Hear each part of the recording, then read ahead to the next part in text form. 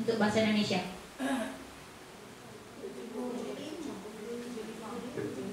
Itu KKM perlu mereka.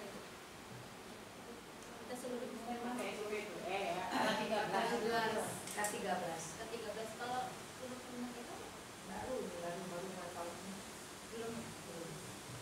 berarti KKM-nya 75 ya Bu, lumayan tinggi ya Bu ya. Nah itu tingkat keberhasilannya harus dipastikan bisa mencapai KKM, metode yang kita gunakan, media ajar yang kita gunakan gitu. Ini ada sumber dari ini. Nah setelah semuanya proposal, tentu kita juga menyusun daftar pustaka terhadap kutipan-kutipan yang ada. Karena di Indonesia itu pedoman kita masih menggunakan EPA edisi 7. Bapak Ibu bisa searching di internet. Boleh?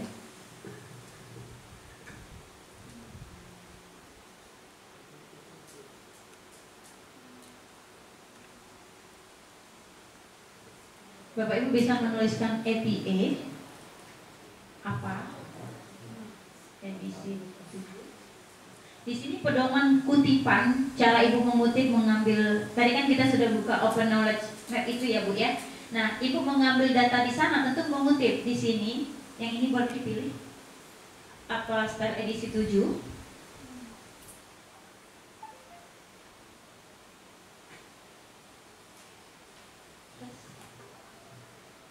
Nah di MPA ini Bu Ibu tidak perlu download aplikasi, cukup Ibu buka Google saja, Bapak Ibu buka Google saja. Bapak Ibu bisa melihat di sini bagaimana cara mengutip itu.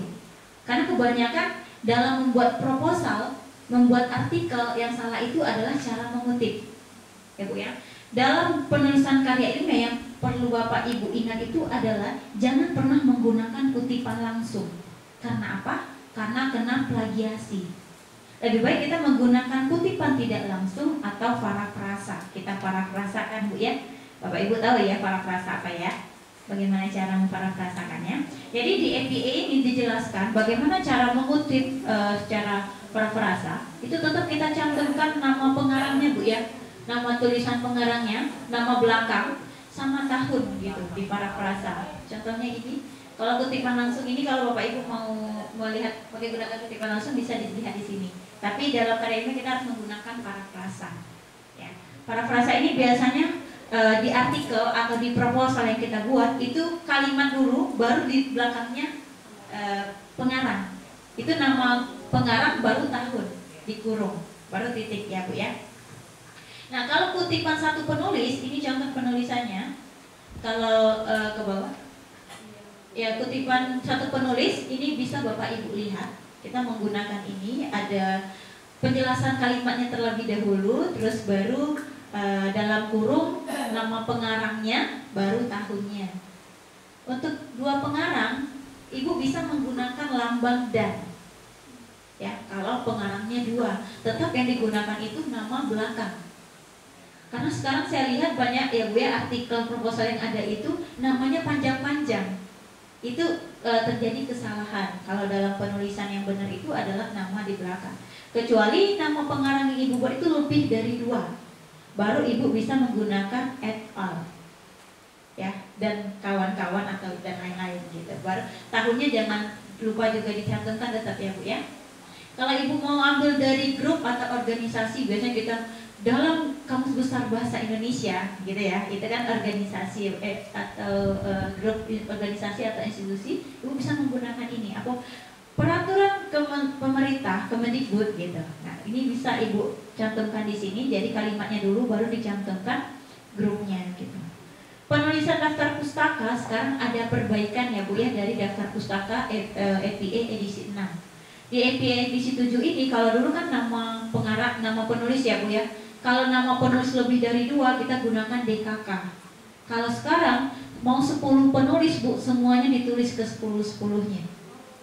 Walaupun 50 nanti ada Ibu lihat tuh di buku bersama itu biasanya ada 10 penulis, tuliskan 10-10-nya, tapi hanya nama belakang dan nama depan itu disingkat-singkat.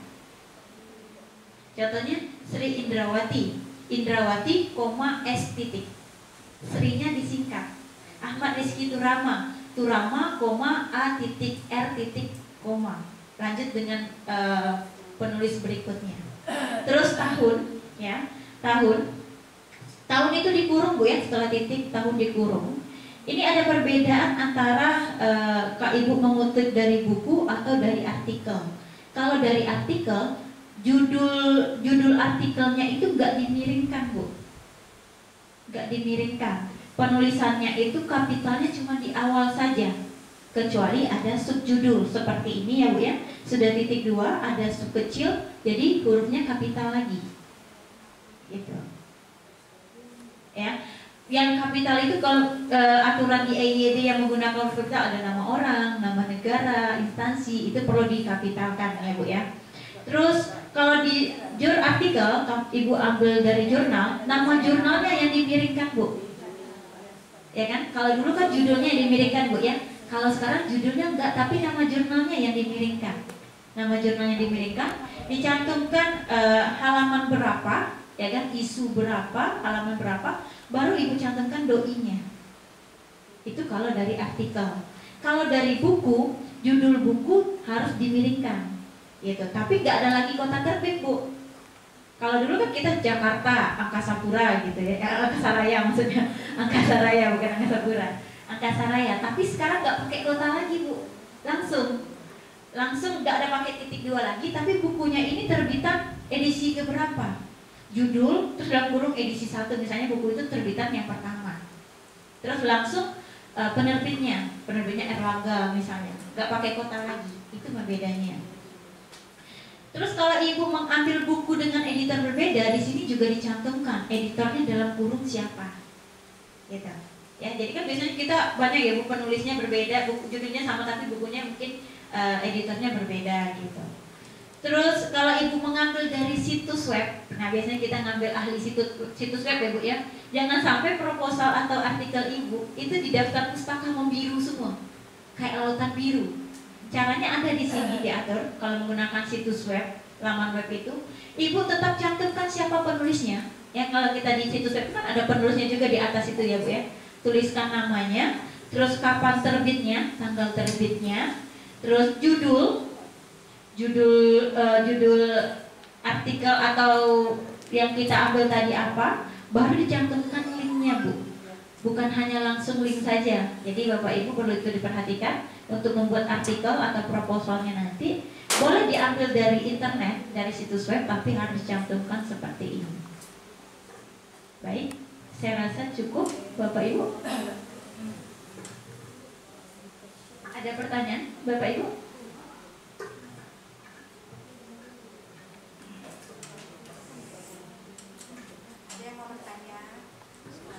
Penulisan makalah, proposal atau artikel boleh Ibu.